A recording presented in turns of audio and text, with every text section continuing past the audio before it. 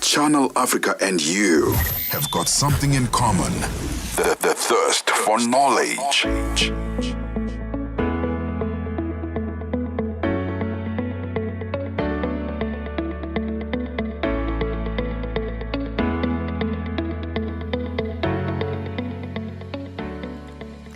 It is midday and this is Africa Update coming to you live from Johannesburg in South Africa on Channel Africa from an African perspective. I'm Lulu Gaboo. I'm in studio with Jwalani Tulongwepe, Fikile Lingwati and Nosipo Zuma. Coming up in this hour. My life belongs to all of us. Let us be in government to serve the people. Malawi's President Peter Mutharika sworn in on the weekend, and a lot to focus on that front.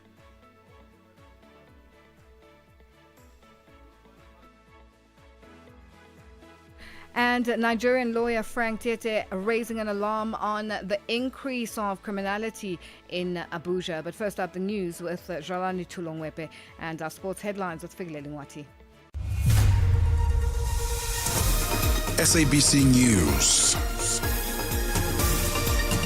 The African Perspective. Thank you, Lulu. Good day. Malawi's President Peter Mutharika has announced his first batch of cabinet and senior government appointments. The appointments, which take effect immediately, was released last night from Capitol Hill in Lilongwe through the office of the President and Cabinet. In a significant reshuffle, Enoch Gazingeni Chihana has been appointed second Vice President of the Republic of Malawi, marking his return to the centre of the country's executive leadership. This is the first batch of appointments with several key ministries yet to be filled. The government of Eswatini says it will receive 11 more people deported from the US this month. This after Eswatini accepted 5 deportees from the US in July. The authorities in Eswatini say the individuals will be kept separate from the public while arrangements are being made for their return to their countries of origin. They have not specified the arrival date of the second batch of deportees. South Africa has expressed concern over the deportees who are reported to have been convicted of serious crimes, saying they are a threat to national security.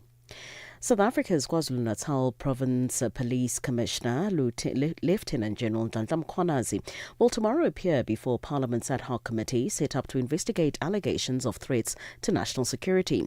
Mkhwanazi will be the first senior police official to appear before the committee. He made the allegations, which include corruption, political interference and criminal infiltration of the justice system. Parliament has appointed Advocate Norman Arendse as its evidence leader. Advocates Maria Mokgweetsi and Lerato Zigalala will assist him. Arendse explains what will happen in the first week. On the first day, we will, as evidence leaders, we will examine the witness. On the second day, on Wednesday, committee members will have an opportunity to ask questions. On Thursday, Friday, it will be General Masemola. The newly formed political party Unite for Change in South Africa says it will lead by consensus, signalling a shift toward inclusive decision-making and collective leadership in its political strategy. Unite for Change will be registered as a new political party to contest the upcoming 2026 local government elections. Build One South Africa, Rise Mzansi and the Good Party have merged to form this new political party. Good Party leader is Patricia de Lille. We've looked at past coalitions, and the mistake there was that when people started talking about uniting, the first discussion was who's going to be the leader. We said no. You should build those capacity and bring young people and leaders in. We started off by saying that we are a leadership council. So there's no one that's a leader or the particular leader. And the leadership council consists of 6 people. And exactly to avoid the issue that leadership does not stand in the way of uniting. We're going to rule by consensus, by debating, by consulting. France's mass rape victim Giselle Pellicot is returning to court today to face one of her attackers. The The only man is appealing against last year's trial verdict, in which a total of 51 accused were convicted of raping Pellicott. The incident happened at Pellicott lay after her husband had drugged her in their family home. The BBC's Andrew Harding has the story. Giselle Pellicott does not have to be in court for this 4-day appeal, but her lawyer told the BBC the 72-year-old felt a responsibility to show up, as she did so publicly and memorably during the original trial. The man challenging his conviction at the appeal court here in Nîmes is currently out of prison on medical grounds. Hussamettin Dogan, a builder, continues to insist, like many of the others did, that he could not have raped an unconscious Giselle Pellicott since he believed he was taking part in a consensual sexual fantasy. A jury will now hear that argument and watch the video that Dominique Pellicott filmed in the couple's bedroom. For any news stories you would like to share with us, please do send an email to newsroom@channelafrica.co.za or call us on +27 11 714 4459. For Channel Africa News, I'm Jolani Tulo Wepe. SABC News. The African Perspective. In our sports headlines, India thumped arch-rivals Pakistan in a Women's World Cup clash. And Netball South Africa's national development coach, Rosanne Matthys, is delighted with a baby Proteas performance. I'll be back with these and other stories at the bottom of the hour. Your window to the continent and beyond. Africa Update. Only on Channel Africa. Channel Africa. The African Perspective.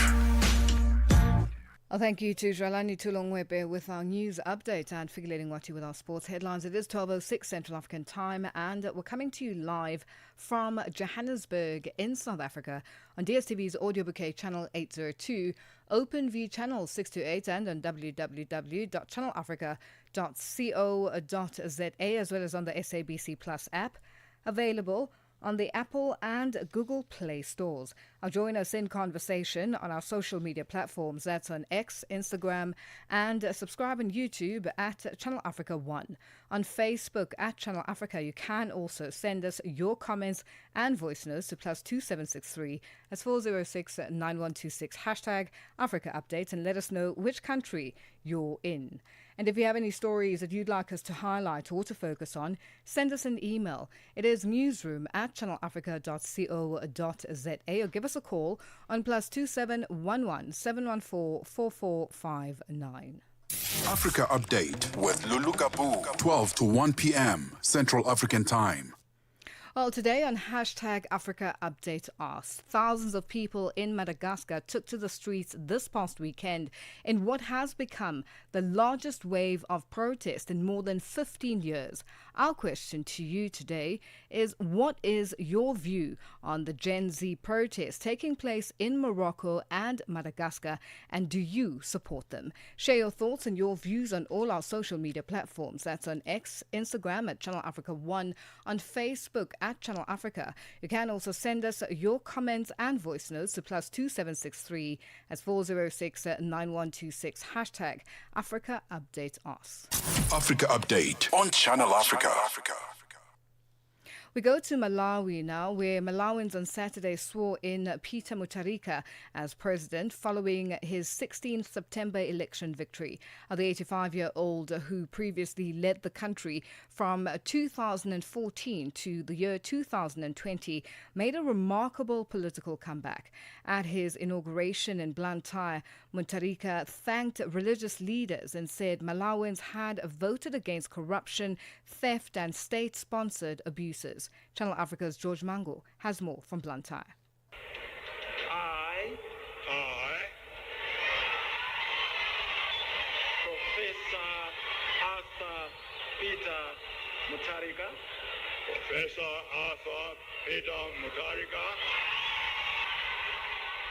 This characterized the swearing-in event for Peter Mutharika as his new 5-year term will run until 2030. Initially, Mutharika's victory over Lazarus Chakwera returned him to power of a country which faces economic challenges. Mutharika's earlier presidency ended after the 2019 poll was declared invalid by the courts due to irregularities. In his address, Mutharika said he would be looking to neighbors and friends in Zambia, Tanzania, Mozambique, Zimbabwe, Botswana, South Africa, and the entire SADC region up to Kenya and beyond as he seeks to revamp the economy. He added that his immediate actions are going to do with dealing with the economic crisis, ensuring that Malawians have food, sanitizing the cost of living, and ensuring that forex is available apart from dealing with fuel shortages. If you want a different Malawi, if you want different results, then let us begin to think differently. And think differently we will do. All my friends in the DPP and anyone in the back office, remember this: Malawi belongs to all Malawians. This country does not belong to any person, any tribe, or any political party. Malawi does not belong to the DPP either. Malawi belongs to all of us. Let us be in government to serve the people, not to save our stomachs or to save our friends and families. Top officials from various regional economic blocs in Africa and beyond attended the event, which also saw Jenny Ansah taking oath as Malawi's vice president. Ansah is a renowned lawyer and once headed the Malawi Electoral Commission. Affection or ill will, so help me God. So help me God. The new Malawi leader warned civil servants against looting, saying he would deal with them once caught. According to Mutharika, Malawi's crisis is a man-made crisis, adding that the situation is not a tragedy beyond human capacity. Government is not a feast. Government is not a political party.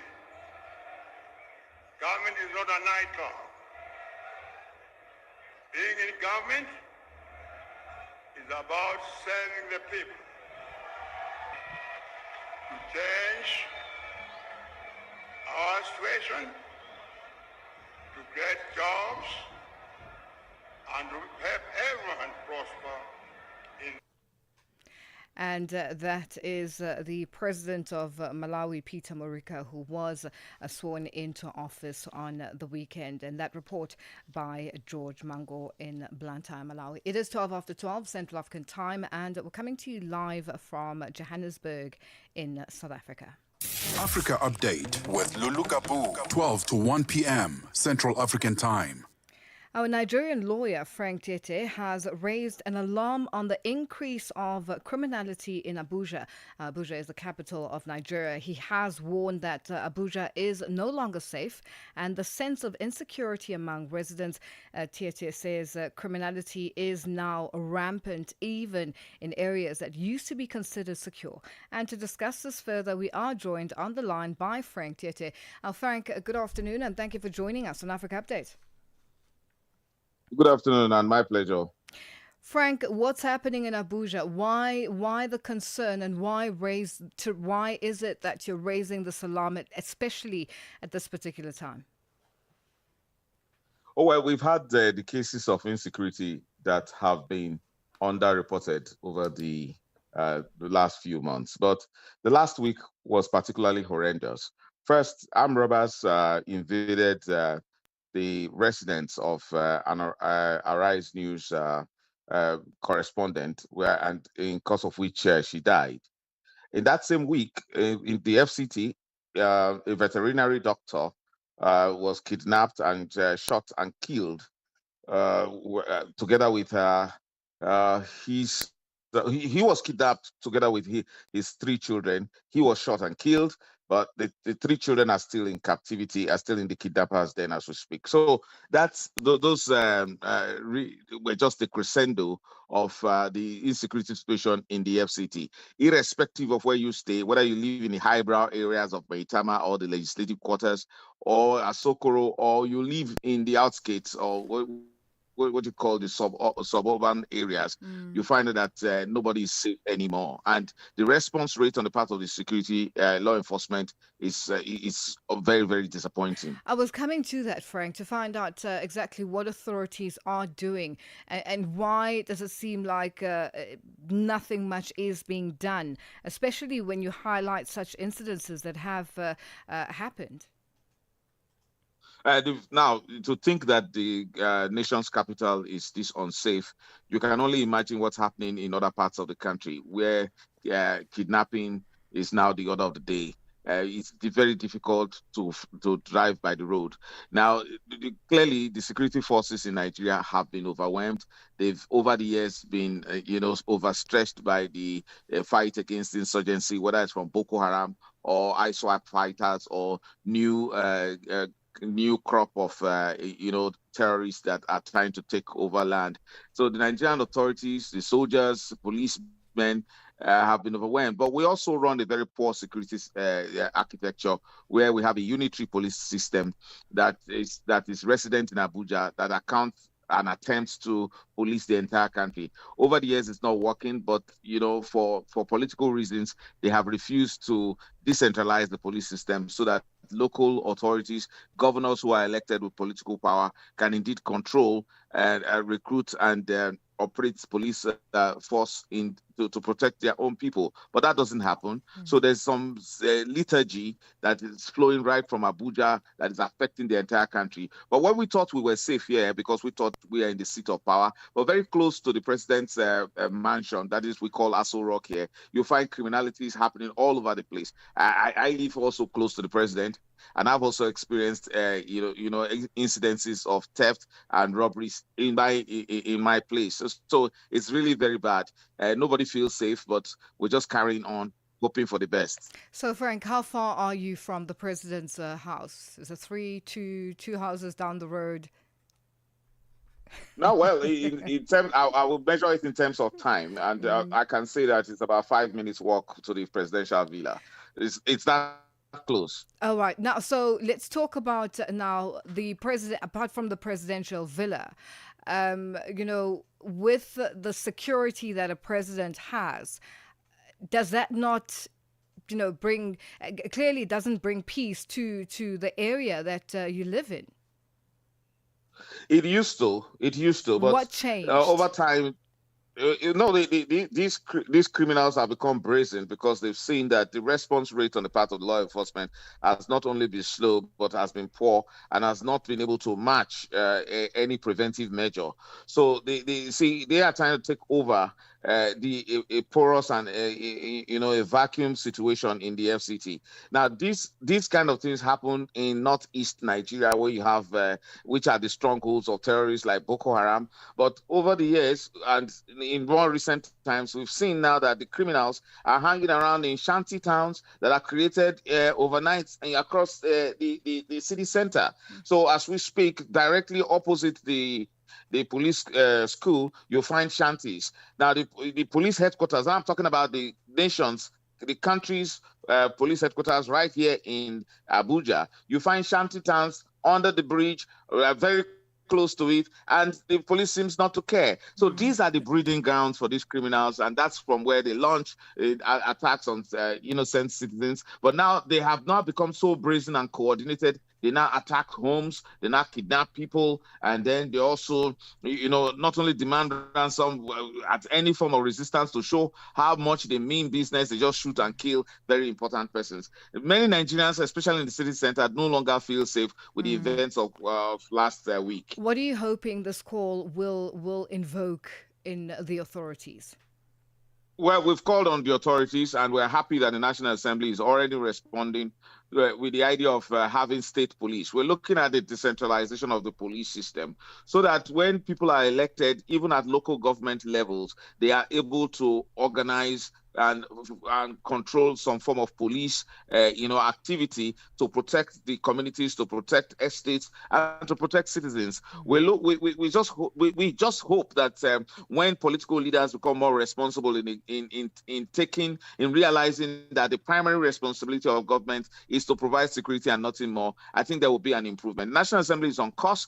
The constitution is going to be amended in the hope that we'll now have state police and local government police, so that we will have security will be more localized. People will have a sense of security being closer to them, not being so far away in Abuja. Now everybody's losing hope because Abuja is also not safe as we speak. Yeah.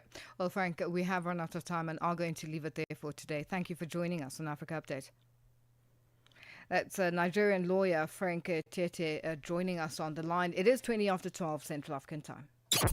Mornings made better with Peter and Asanda on Rise and Shine. Weekdays, 6 till 9. Malawians go to the polls next week in a high-stakes general election where citizens will choose a new president and 229 members of parliament. And this comes 5 years after the country's 2019 election was annulled by the Constitutional Court due to widespread irregularities in a landmark decision that overturned the victory of the then President Peter Mutharika. I'm not saying we're a perfect government. No, nobody is. I mean, we've seen even South Africa facing challenges with the fuel that's going up and with whatever challenges. But you know what? When you are dealing with an IMF policy that says do not employ so many people because you are going to become a welfare government and all of that. And Dr. Chakwera said I've got high numbers of unemployment. As a government that is answerable to Malawians, we have found IMF policies wanting on many issues. We believe the people who pay us taxes to put us in our positions, we owe them employment at the minimum. That's Dr. Jesse Kwabila, who's the Minister of Higher Education in Malawi.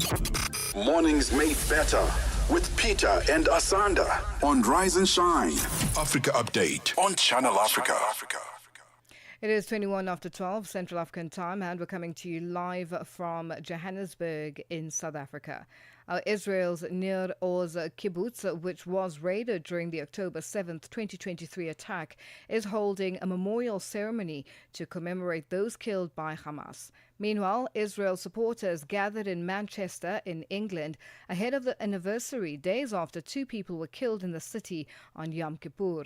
Our Spanish activists of Gaza Humanitarian Aid Flotilla arrived in Madrid after flying back from Tel Aviv, alleging mistreatment and violation of rights by Israeli authorities. Meanwhile, a team from South Africa's Department of International Relations and Cooperation has visited the 6 detained South African citizens held at Israel's Negev prison facility. The group was among activists intercepted by Israeli naval forces last week while aboard the global Sumud flotilla, which aimed to deliver aid to Gaza. Officials say procedures are now in motion to secure their safe return home. And for more on this, we are joined on the line by Israel-based national spokesperson of the South African Zionist Federation, Rolene Marks. Rolene, good afternoon, and thank you for joining us on Africa Update. Good afternoon, and thank you for having me. Now, Rolene, how does the South African Zionist Federation view the detention of these citizens in the context of bilateral relations between South Africa and Israel?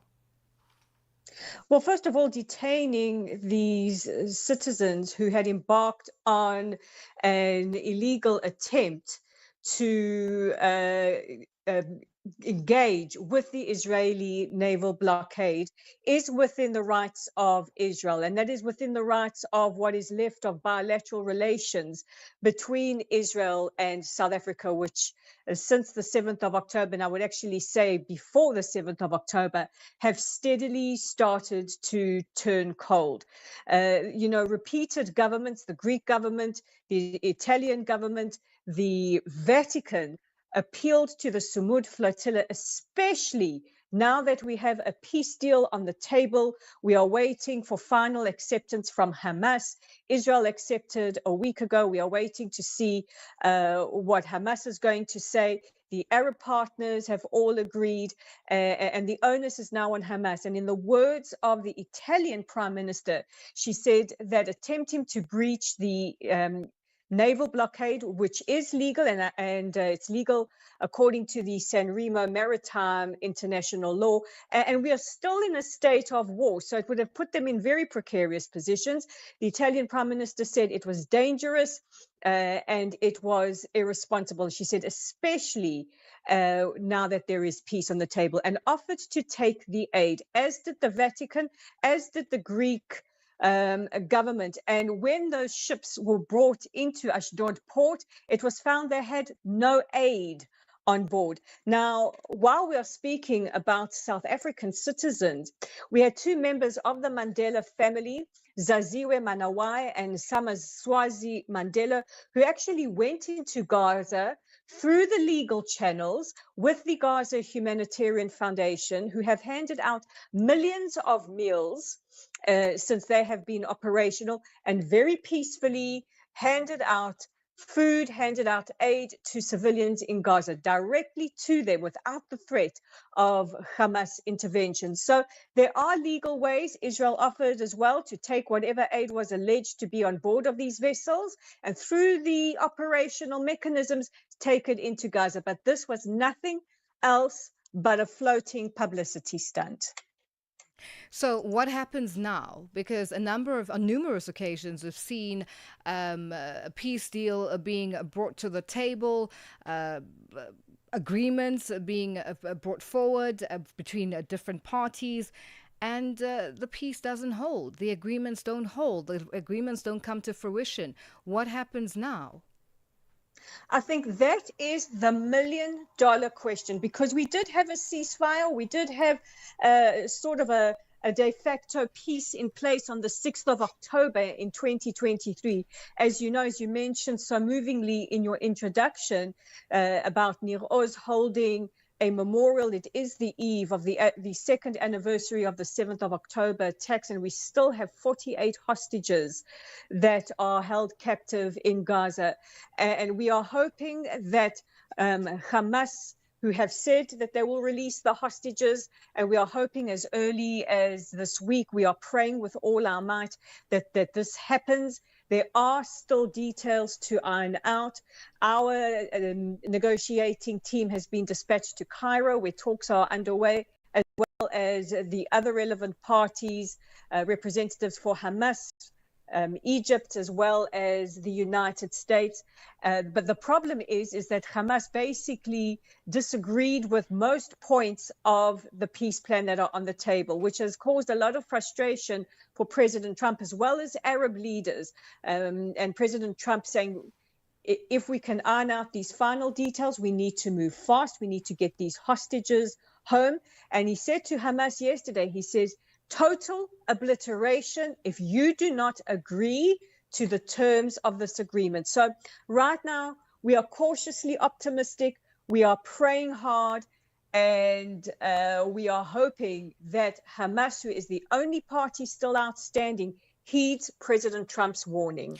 Rolene, can I just ask, what is it that Hamas wants with regards to this peace agreement? What does Hamas want to happen for the fact that they are dragging their feet? We all saw the reports coming out, I think it was yesterday, where it was said that Hamas is mulling over the peace agreement and will release the 59, if I'm not mistaken, Israelis that are still under captivity.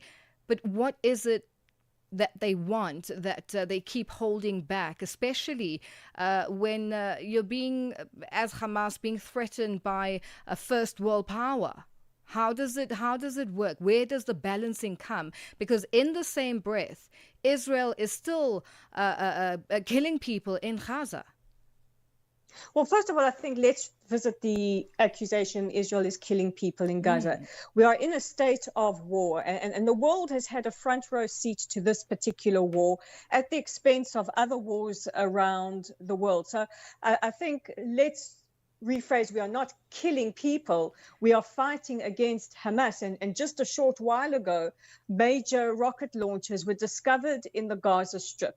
And we are still having our cities rocketed by Hamas. On the eve of Yom Kippur last week, we had 5 rockets fired into the area of Ashdod. So it's important that people have context with exactly what is going on, because we've got to be very, very careful not to frame this as Israel is randomly killing people. There is a reason we are at war, and tomorrow we mark 2 years of that reason that we are at war. A war that Hamas, which is an internationally recognized terrorist organization, started when they invaded Israel and killed and raped and maimed and kidnapped. Rolene, can I just come in there because of time? We have run out of time. But very quickly, in terms of now this, if we go back in time, and I think for as long as most of us can remember, there's always been an issue between Israel and Hamas and Gaza. When does it end?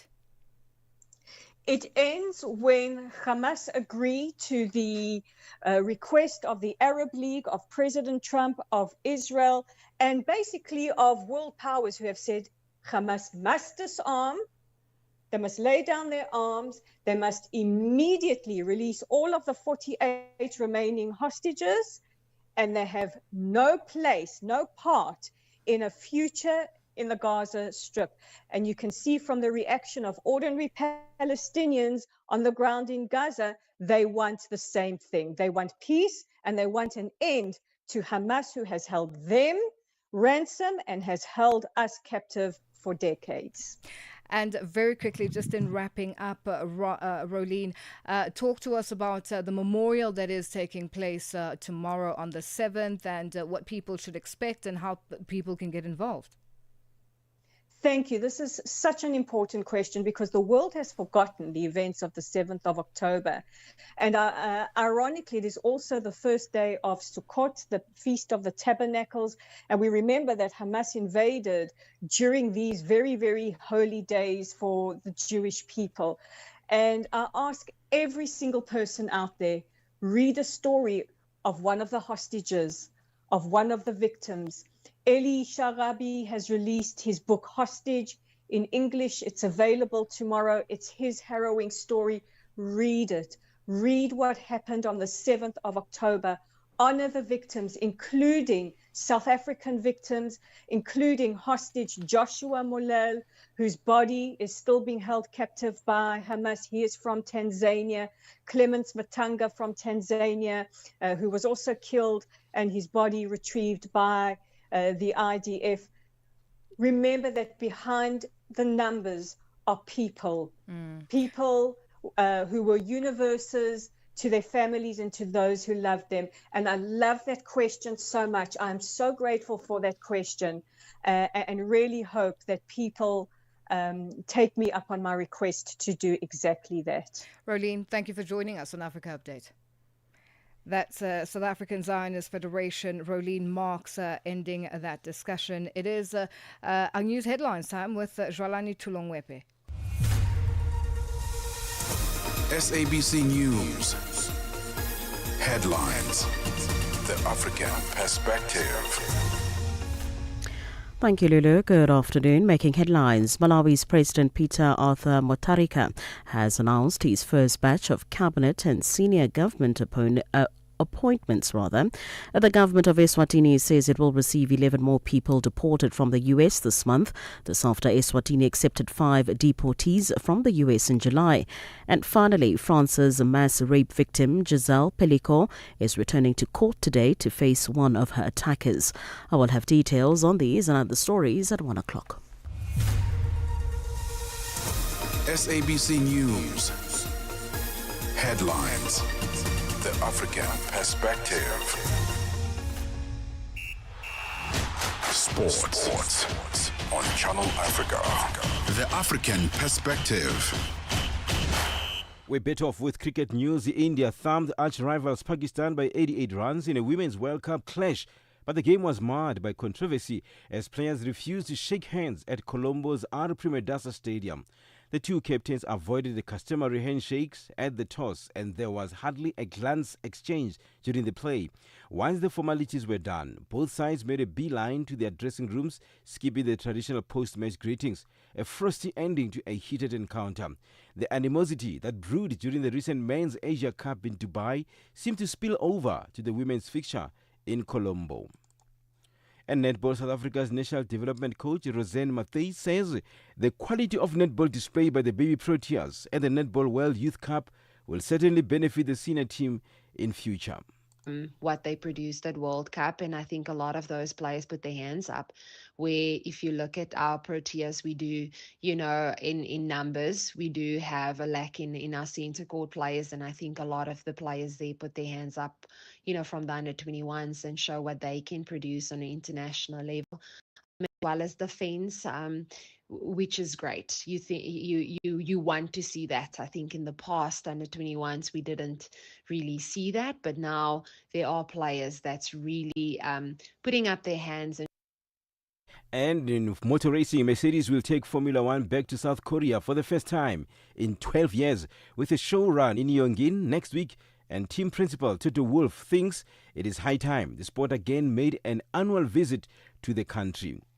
For any sports stories you'd like to share with us, please send an email to newsroom@channelafrica.co.za or call us on +2711 714 4459. This is Channel Africa Sport with me, Fide Lingwati. Sports on Channel Africa. The African Perspective. Parlez-vous couramment le français? Êtes-vous passionné par la radio? Et êtes-vous qualifié pour travailler en Afrique du Sud? Envoyez-nous votre CV et vos 3 minutes démo en MP3 à @channelafrica.co.za pour avoir une chance de rejoindre la famille Channel Africa. Si vous n'avez pas de réponse après 14 jours, cela signifie que vous n'avez pas été retenu. Channel Africa, la perspective africaine.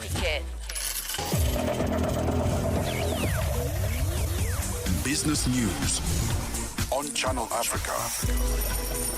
The African Perspective. Good afternoon. I'm Nosipo Zuma. In your business news this hour, Kenyan President William Ruto says the country is setting up a sovereign wealth fund and infrastructure fund to invest in key sectors without repeating a debt binge that has strained public finances in recent years. The East African nation has one of the highest debt repayments to revenue ratios on the continent after it ramped up borrowing to construct infrastructure over the past decade. Ruto says lawmakers have pushed through a law governing a privatization of state assets, giving the government an opportunity to raise funds to set up the two vehicles. The Libyan state-run National Oil Corporation NOC says the North African branch of Italian energy company Eni has resumed its exploration drilling in an offshore area northwest of Libya after a 5-year hiatus. In 2024, Eni and British oil giant BP resumed exploration in Libya after onshore drilling was halted in 2014, the year when the North African country's civil war erupted and divided the country between the two administrations. NOC says Eni resumed operations in a world where drilling operations were halted in 2020 due to the COVID-19 pandemic.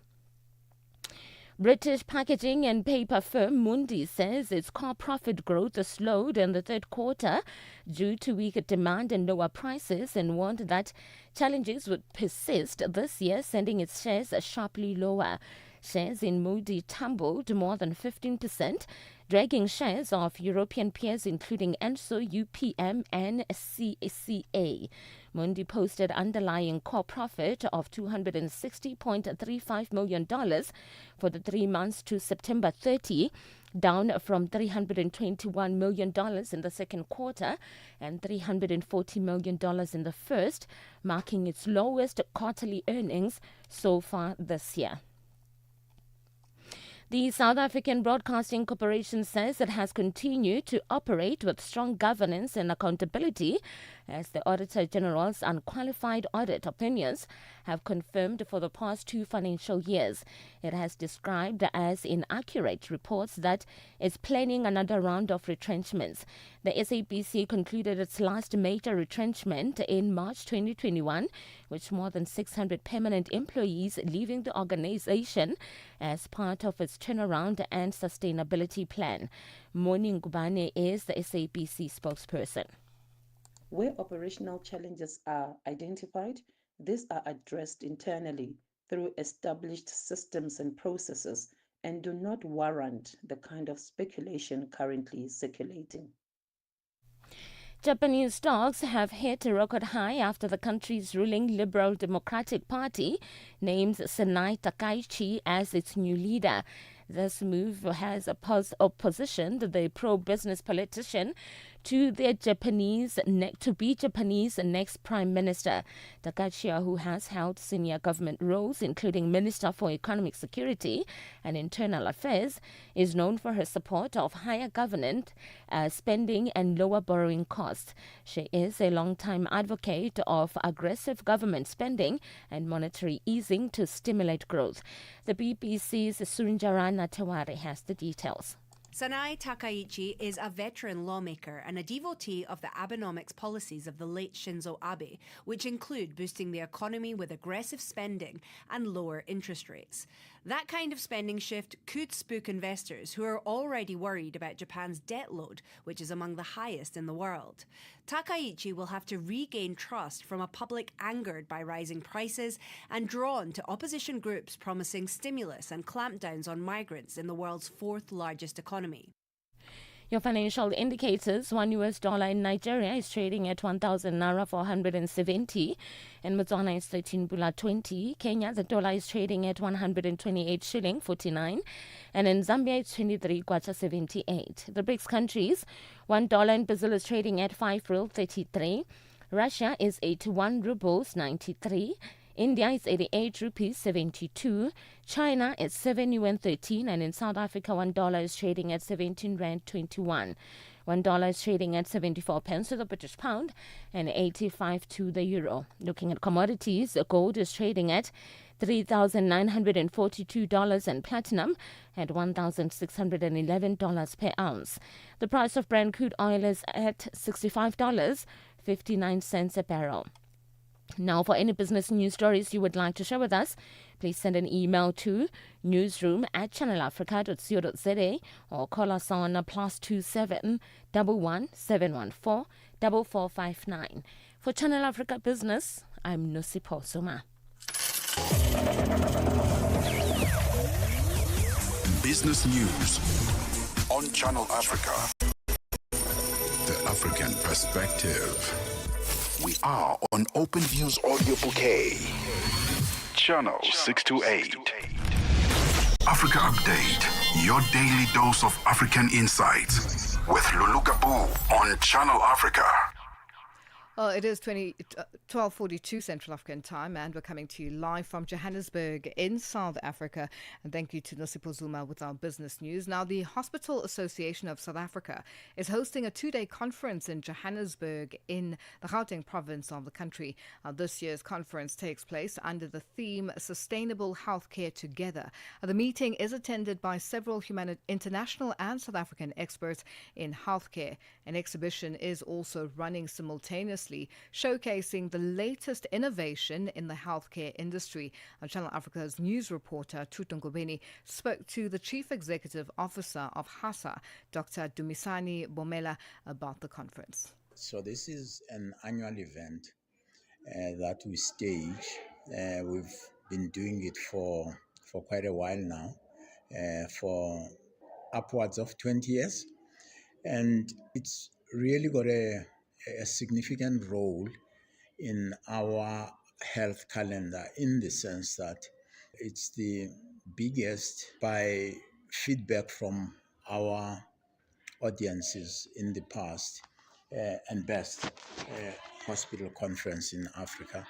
So we took this opportunity again, thanks to our wonderful team that has put the event together, to bring all the role players, significant stakeholders in healthcare. We've got funders, we've got service providers, we've got academics, policymakers, legislators, and it happens at a critical time in our history, healthcare history in South Africa, when there is a lot of debate about our future healthcare system, and a lot of people have got this awareness that what must our health system look like in the future. And so we therefore think it's an opportune platform. And if you look at the themes, they speak to that. We've got a whole period where we're discussing on the leadership theme. We need leadership more than anything else at this juncture in our healthcare system as South African society and other aspects of our lives as well. There is innovation and there is quality of healthcare. Now, in terms of this conference, does it include the private sector? Is it public and private sector? And speak to us about the significance of public and private sector partnership, especially in terms of the country's healthcare system. It's an inclusive conference. It's a gathering that reflects exactly what we think is needed for our country. The minds from the public side of healthcare and the private side of healthcare coming together, because we look at healthcare as, even though we may be private hospitals that are staging the conference, but we look at healthcare systematically as a collaborative effort that is going to deliver to the entire population, and that is our vision. And that is Dr. Dumisani Bomela, a Chief Executive Officer at the Hospital Association of South Africa, speaking to Channel Africa's news reporter, Tuto Ngobeni. Africa Update with Lulu Gaboo, 12 to 1 p.m. Central African Time. Thousands of people in Madagascar took to the streets this past weekend in what has become the largest wave of protest in more than 15 years. At least 22 people have been killed and hundreds more injured since the protest started on the 25th of September. The unrest has been fueled largely by youth-led demonstrations, particularly from Generation Z activists demanding political reforms and economic change. On Sunday, President Andry Rajoelina addressed the nation via Facebook, cautioning citizens against what he described as dangerous elements attempting to destabilize the country. And to discuss this further, we have on the line a political analyst, lawyer and advocate in Madagascar, Toki Ramelisan. Toki, good afternoon and thank you for joining us on Africa Update. Good afternoon again, Lulu, and thanks for having me again. You know, we spoke last week. We touched on these protests and the likelihood of them escalating. They have become deadly. What do you make of this? Yes, indeed. Some reports say there are 22 people dead. Let us just say there's a certain number of casualties, but the exact number is unconfirmed. What happened last weekend is a continuation of the protests that we discussed during our previous interview. And so far, the situation is not resolved yet. As we speak, protests are still going on today in Antananarivo and in other towns.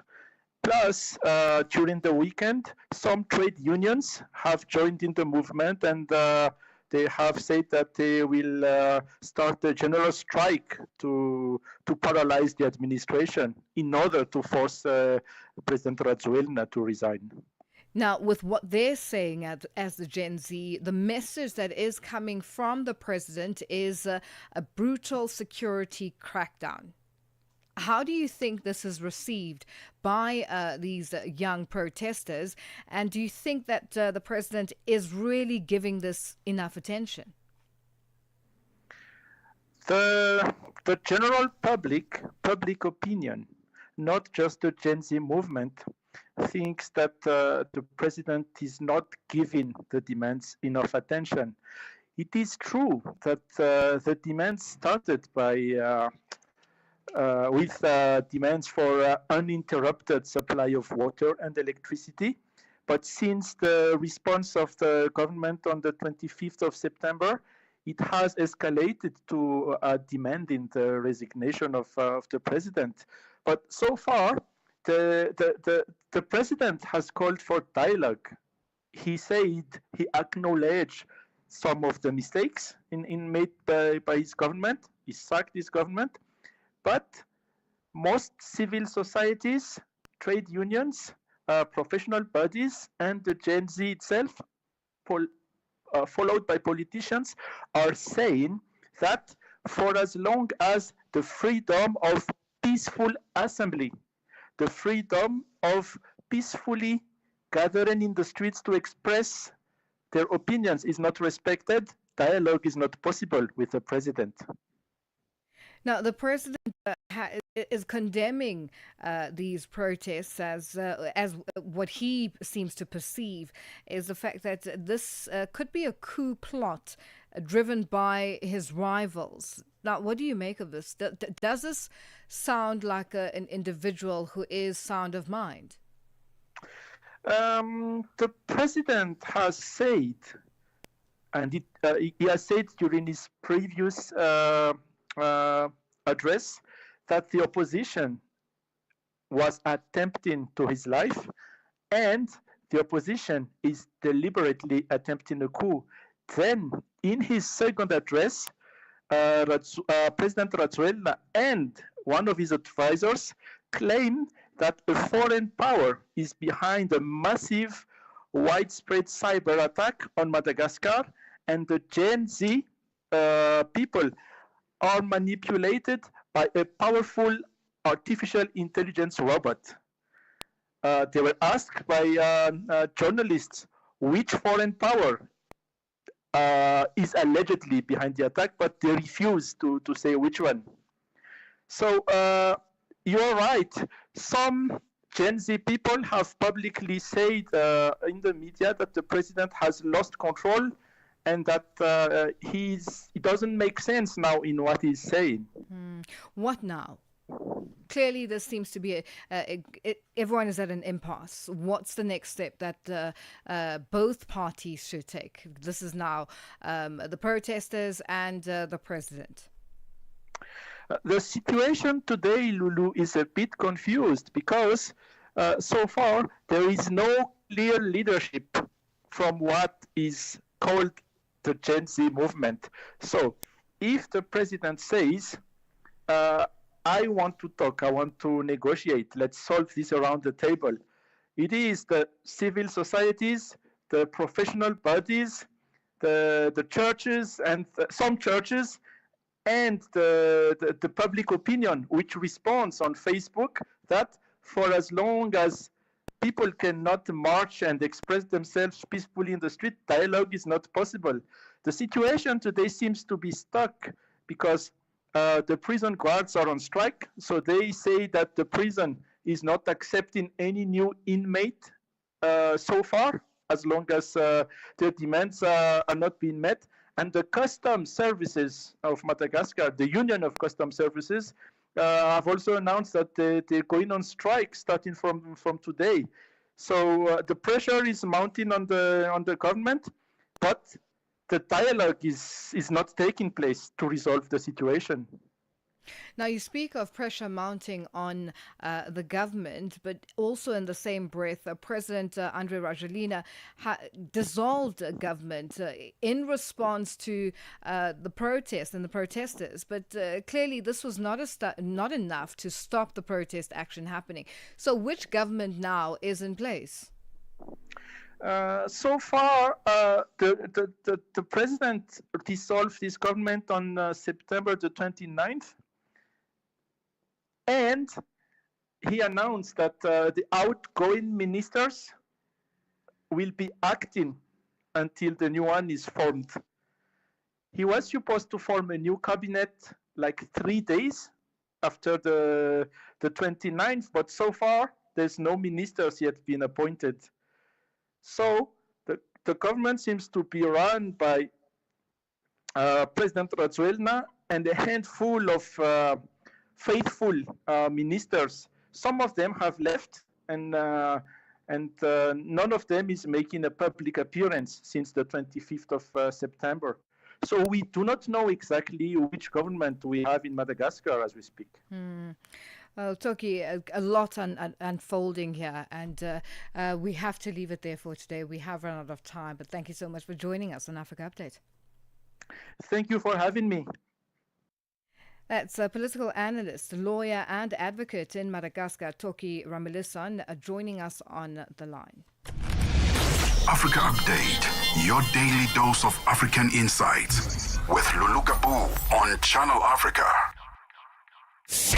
The Midnight Snack, 12 to 3 a.m. Our fitness coach, her name is Yvonne Dimagazo Pasha. How to remain consistent with gyms, Dima, and I'm going to put you on the spot right now. As we are talking, I will send you my picture and I want you to tell me what you think I should work on. Because, you know, when I look at myself, Dima, I think I'm very handsome. I'm so good looking, like, oh my goodness. Like here at Channel Africa where I work, I think I'm one of the most good-looking people ever. Like sometimes when I look at myself in the mirror, I never get used to how good I look. I'm just amazing. You're okay with the way you're looking. You wish people could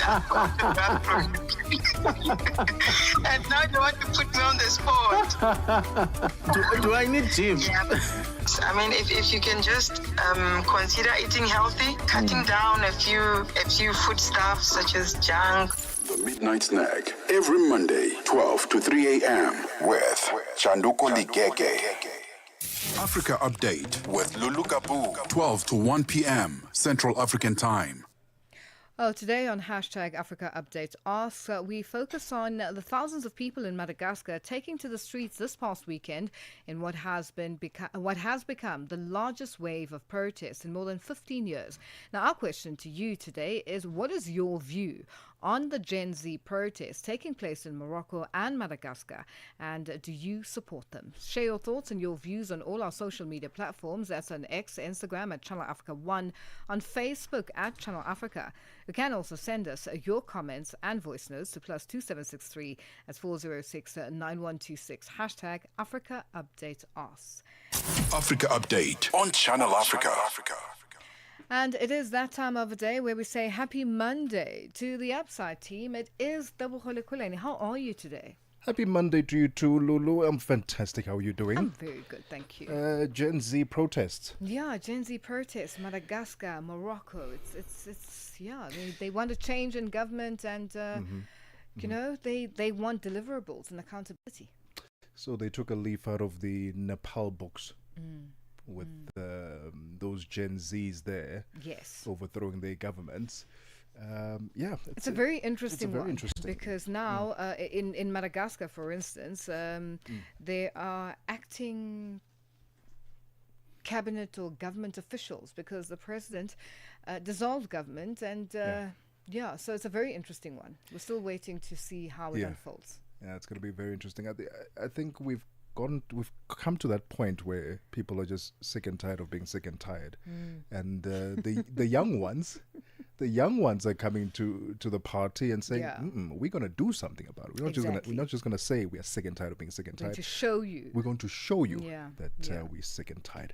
Here's what's coming up on the upside this afternoon. We kick off our conversation later on during our property corner. And we talk about how Skygate Towers transforming Jumeirah village triangle into one of Dubai's most sought after addresses. And we'll find out more about what is the appeal and what kind of markets that they are trying to attract, building the Sky City, if you will.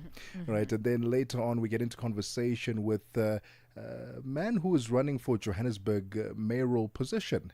Galston Anthony. Ooh. He's got an entrepreneurial Shark Tank initiative that he's launching, and we'll be talking about that, the entrepreneurial side of it all, but then also touching base on his mayoral candidate.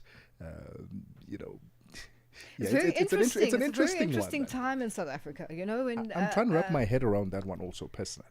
Yeah, no, it's a very interesting time, and I think, in a way, in some areas it has, in some places it has worked. For instance, if you look at what's happening in Tshwane and you know, the management and the running of that city has totally changed. And I think everyone is now basically saying, listen, if they get it right, if they can get it right, why can't we try it everywhere else? So it's a very interesting time in South Africa right now, especially when it comes to the management of local governments and No, it's very interesting. And later on during What Caught Your Eye, we'll be talking about this Unified for Change party between Rise, Bossa, and what's the other one? Good. Yes. It's an interesting one. We live in an interesting time politically. There was a question that was posed to them with regards to, so who is the leader? Hey guys! Yeah, no, it was a very tricky one to respond to, but the response was quite you know, on the ball in terms of we'll get a council together and da. Yes. So so there's no leader of the. No, I'm still. Yeah. We're out of time, yes, but a big party going to a small party now becoming a big. It's crazy time, but and that's where we leave fantastic. it as Africa Update. Tebogo will be taking over with Matiko Museto on the upside at the top of the hour. For myself, Lulu Gaboo, and the Africa Update team, our producer Tracy Bumga, technical operator Mondi Mtambo, and social media Sfiso Hlope and Talent Butelezi. Continue with us on our socials, and we'll do this again tomorrow. Bye bye.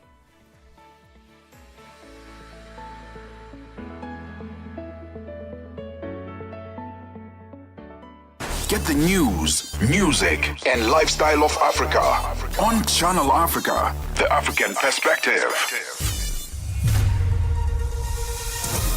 SABC News, the African perspective. Thank you, Lulu. Good afternoon. South Africa's International Relations Department has given the assurance that the process is underway to return South Africans who are on board the flotilla to Gaza back home. Over 100 activists from the global Sumud flotilla were deported to Turkey after being intercepted and detained at sea while trying to deliver humanitarian aid to Gaza. They include the late former President Nelson Mandela's grandson, Mandla Mandela. Crispin Piri is the department spokesperson. Our specialist team met with the South African